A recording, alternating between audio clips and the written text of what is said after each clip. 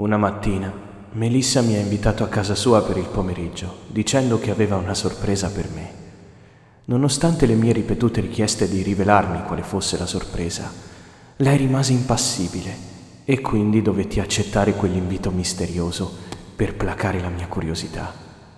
Ricordo che lungo tutto il tragitto per arrivare a casa sua mi arrovellai la mente, cercando di capire quale potesse essere questa sorpresa.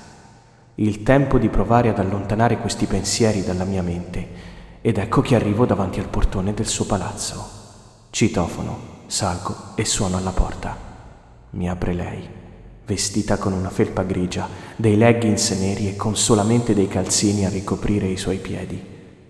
A quel punto mi indica la strada per la sua camera e mi accompagna, rimanendomi alle spalle.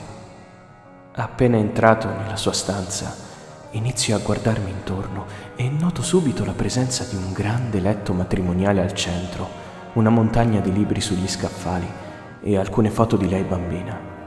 Tutto era perfettamente in ordine e profumava di non so quale aroma.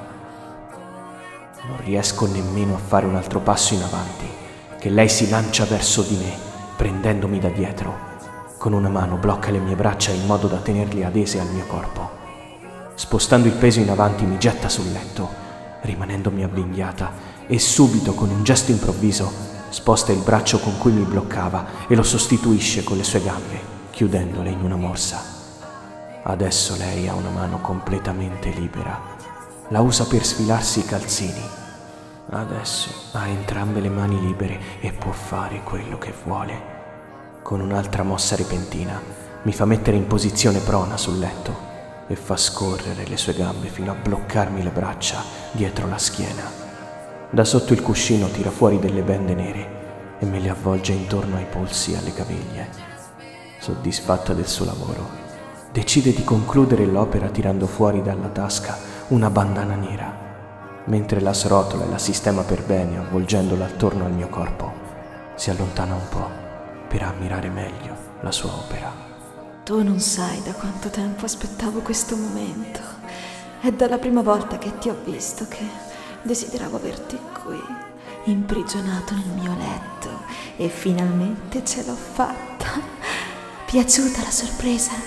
Pochi minuti prima ero per strada, libero e curioso di sapere quale fosse la tanto decantata sorpresa, mentre adesso sono qui, in balia di quella donna che mi si avvicina lentamente, gattonando con fare minaccioso. Ma sentivo che quella situazione mi eccitava e mi accendeva allo stesso tempo. Amavo essere dominato. Così mi denudò, divorandomi di baci, e facemmo l'amore. Avevo deciso di ricambiare il favore. Volevo essere io il padrone stavolta e lei la mia sottomessa. Così decisi di legarla mentre dormiva accanto al mio letto. A quel punto la presi e la misi a sedere su una sedia in salone. Era bellissima la scena. Lei che si divincolava e muoveva sempre quei bellissimi piedi smaltati e legati. Io che le tenevo il mento fermo con una mano. E poi iniziai a parlarle. Ora sei mia, Melissa. Sei mia prigioniera. Non puoi fuggire. Non puoi niente. Sei mia. Le dissi. Non so perché, ma mi piaceva molto parlarle in quel modo. Lei tentò di urlare e come punizione la portai sul divano. La misi a pancia in giù. Avevo lo sguardo fisso sopra il suo lato B. Iniziai a sculacciarla, dicendole che era stata cattiva e che non doveva ripetersi. Insomma, eravamo entrati nell'ottica di questo gioco di ruolo. Poi la portai di nuovo sul letto, dove iniziai a palpeggiarla, prima il lato B, per poi passare al seno, e poi azzardai sulle parti più intime. E dopo averla baciata, facemmo l'amore, mentre lei restava completamente la mia sottomessa. Ho detto a Melissa che volevo fare una challenge, ovvero la duct tape. Lei ha accettato e siamo finiti in un boschetto buio con un sasso che faceva da sofà, dove lei si poteva sedere una volta legata. Avevo comprato del nastro isolante nero piccolo, largo, ma non molto resistente.